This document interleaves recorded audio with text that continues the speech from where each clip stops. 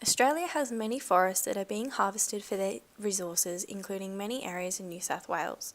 Timber harvesting is a very profitable industry and is the main opposition to sustainable forestry. However, there are solutions to promote sustainable forestry and support industry as well. Many times these options are not considered due to the lack of EPA regulation that allows for traditional forestry to continue. Biodiversity of plants and animals are crucial to the ecosystem services that are provided by forests and are lost due to the deforestation as seen in this picture. Ecosystem services include things like the production of oxygen and the removal of carbon from the atmosphere. These are processes that humans could not afford to lose or replace. These ecosystem services represent the triple bottom line because they impact profits, people, and the financial pasts of forests and the forestry industry.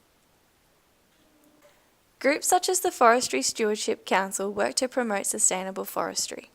They want to move to a forestry industry that works to create sustainable products that protect the biodiversity of an area. They also wish to promote the connectivity between forests.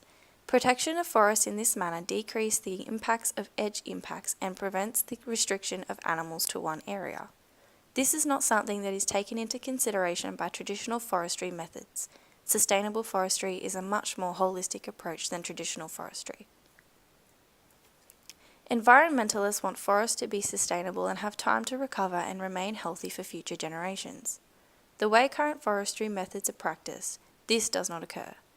The removal of large amounts of trees at one time, such as when clear-cutting occurs, prevents recovery of forest systems.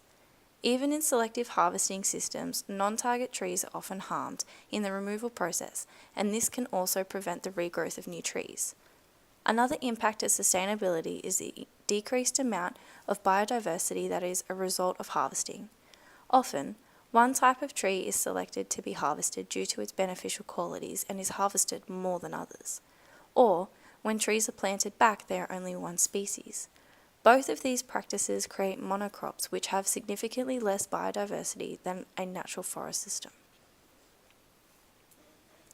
Many areas of Australia that are currently harvested for timber are harvested using sustainable methods. However, many others are not. There are still room for improvement in the legal management of forestry. This balance has been seen around the world, which was illustrated by Brown in How to Get Sustainable Forestry Right. Both Sweden and Finland have found ways to practice sustainable forestry without compromising their productivity or landscapes, and the same can be accomplished in Australia. My opinion on this issue has not drastically changed as a result of my research on this topic.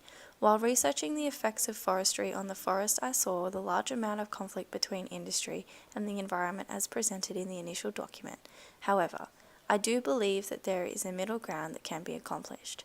This view was supported by the article How to Get Sustainable Forestry Right, in the examples it gave because it was a credible article. It shows that sustainable forestry can be accomplished without significantly limiting industry.